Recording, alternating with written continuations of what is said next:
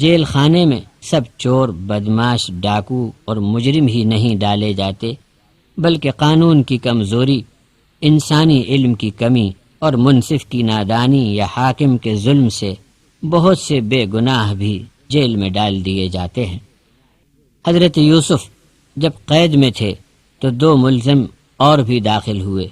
ان میں سے ایک بادشاہ کا شراب ساز تھا اور دوسرا نان بائی یعنی باورچی خانے کا ذمہ دار تھا۔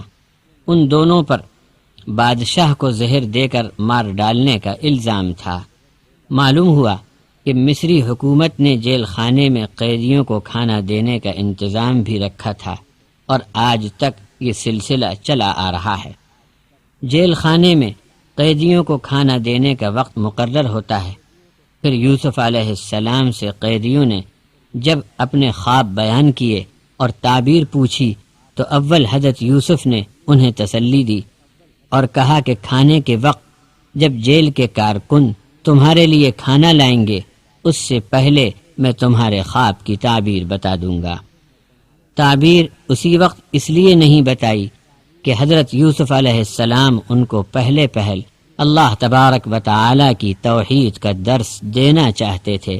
تاکہ ایمان لانے کے لیے ان قیدیوں کو ذہنی طور پر تیار کیا جا سکے، اور بعد میں خواب کی تعبیر بتا دی۔ اس طرح بڑی حکمت سے حضرت یوسف نے اللہ کی توحید کی انہیں معرفت کرا دی، اور شرک کی گندگیوں سے اور غیر اللہ کی بندگی سے انسانیت کا جو نقصان ہے اس سے واقف کرا دیا۔ آگے کی آیتیں ہر زمانے کے داعی حق کے لیے اللہ تبارک و تعالی کی طرف بلانے کے لیے ایک پرحکمت نمونہ ہے جو حضرت یوسف علیہ السلام نے پیش فرمایا۔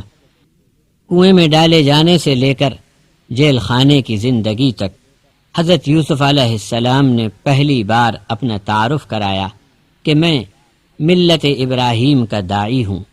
اور اس دعوت کو میرے دادا اسحاق علیہ السلام اور باپ یعقوب علیہ السلام بھی برابر جاری فرماتے رہے۔ کسی انسان کی شان کے خلاف ہے کہ وہ اللہ کے ساتھ کسی کو شریک بتلائے، اور لوگوں کو یہ کیا ہو گیا ہے کہ اللہ نے انہیں اپنے سوا کسی کا بندہ نہیں بنایا، اور شرک سے منع کر کے اللہ کے سوا تمام کی بندگی سے چھٹکارا دلایا۔ اتنے بڑے فضل پر بھی انسان شکر نہ کرے تو یہ اس کی بڑی بد نصیبی کہی جائے گی۔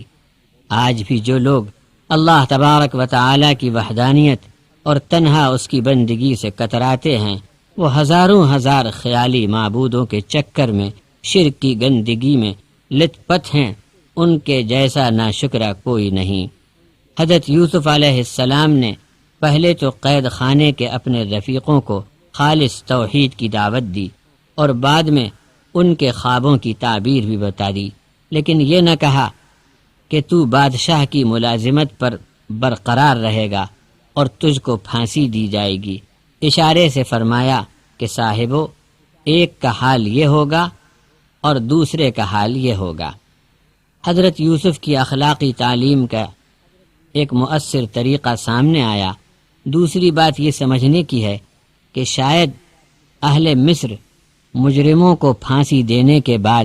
ان کی لاشوں کو وارثوں کے حوالے نہ کرتے ہوں گے، بلکہ کسی میدان یا جنگل میں پھینک دیتے ہوں گے،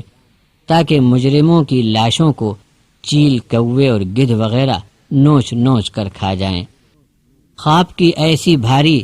انتظامی تدبیر کی تفصیلات سن کر پوچھنے والے کے لیے ممکن نہیں رہا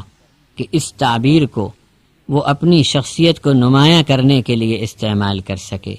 مجبوراً اسے بادشاہ کے حضور بھرے دربار میں خواب کی تعبیر بتا کر حضرت یوسف کا تعارف کرانا ضروری ہو گیا۔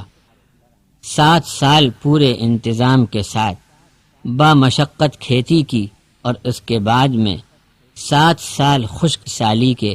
اور بھیانک تنگی کے بعد 15ویں سال عوام کو راحت ہوگی، اور ان کی فریاد کو اللہ تبارک و تعالی قبول فرمائے گا، اور اس 15ویں سال میں ایسی بابرکت بارش ہوگی جس میں اناج کی بھرپور پیداوار ہوگی، ساتھ میں گنا، پھل فروٹ کا لوگ اچھی طرح رس نچوڑیں گے،